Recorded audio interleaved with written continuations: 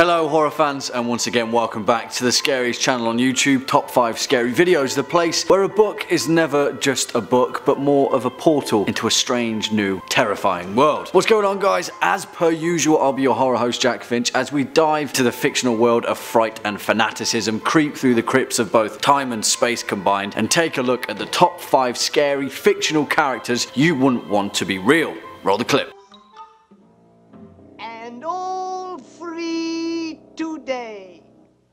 Cherry pies, cream puffs, ice cream. Stupid kids. But yeah, you get the picture. Fiction is rife with some of the most terrifying tales that our collective consciousness has to offer, safe in the realm of knowing that they're not real, yet still able to enjoy their spine-chilling sensibilities. Since Grendel the beast from Beowulf, there has always been a villain in the tales that retell each other, because like with most things, evil needs a counterpart. Sauron, Voldemort, hell, even Darth Vader. There's a lot to scour through. Quick hint, Stephen King's gonna park up pretty neatly on this list. Before we dive into that though, you know how it goes guys. If you're a fan of this video, then be sure to leave us a quick thumbs up, and why don't you go ahead and ding that subscribe bell so you can stay up to date with our most terrifying uploads. On with the show. Kicking off at number 5, Annie Wilkes from Misery. My name is Annie Wilkes. I'm a fan. Yes, that's right.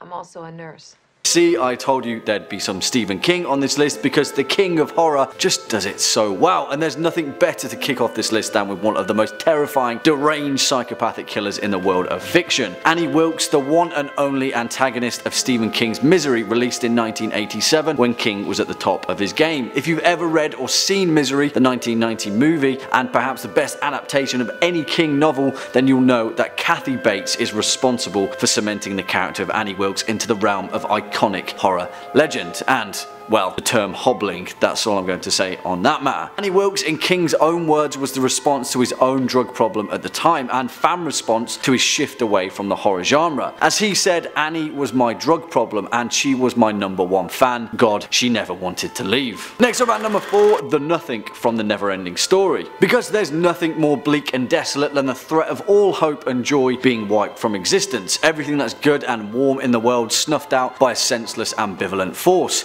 In The Never-Ending Story, originally a German novel written by Michael Ende and first published in 1979, the main antagonist of the world of Fantastica and its inhabitants is a foreboding, formless entity known as the Nothing. And it's really as straightforward as that. It's the end of all things, and we really wouldn't want that to be real. In a place where existence itself is built on humanity's hopes, dreams, and the unequivocal joy of imagination, the Nothing represents human apathy, cynicism, and the denial of childhood dreams. As it spreads, it turns those consumed by it into lies and deceit in the human world, extinguishing the light that burns bright in each of us and making us all joyless, soulless sacks of meat that can find no sense of wonder in anything or anyone. And that, to me, is very, very frightening. Swinging in next at number 3, Pinhead from The Hellbound Heart. Which do you find more exhilarating, Trevor? The pain or the pleasure? Personally, I prefer pain.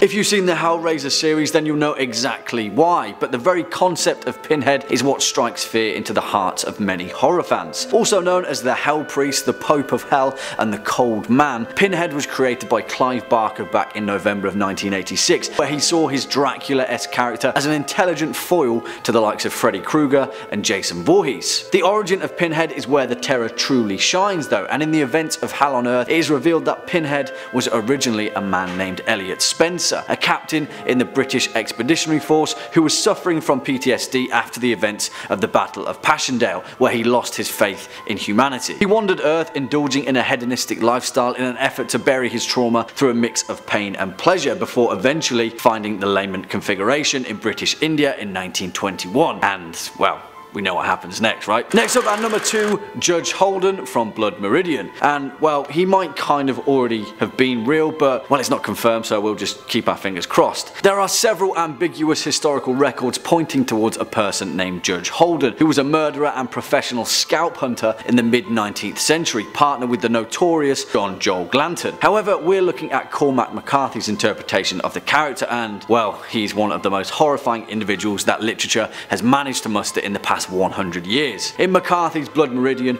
Judge Holden leads a pack of nomadic criminals who rob, rape, torture and kill their way across the United States borderlands. What makes Holden so terrifying though is the supernatural dread that he exudes. While being an evident cold-blooded killer and an implied paedophile, he also demonstrates a wide breadth of knowledge on most topics. In short, he's an incredibly capable genius that uses his innate skills and talents for evil. Judge Holden is described as being 7 feet tall, completely devoid of any body hair, including eyebrows and eyelashes, and so pale to the point that his skin has no pigment. His strength, agility and reflexes are otherwise superhuman, and in the final pages of Blood Meridian, McCarthy points to the fact that Judge Holden is a supernatural entity, even the personification of evil itself, which makes for some absolutely terrifying reading, and also, well, it's one of the best novels of all time, so give it a read. And finally, at our number 1 spot, The Crimson King from the Multiverse. And of course, we have to end it in the multiverse of Stephen King. The Crimson King, also known to some as Los or Ram Abala, is the main antagonist of the Dark Tower series, as well as cropping up in most of King's shared universe, including the novels Insomnia and Black House. He's the dark side to the proverbial coin, the ultimate ruler of the cosmic outer dark, and the archetypal embodiment of all things evil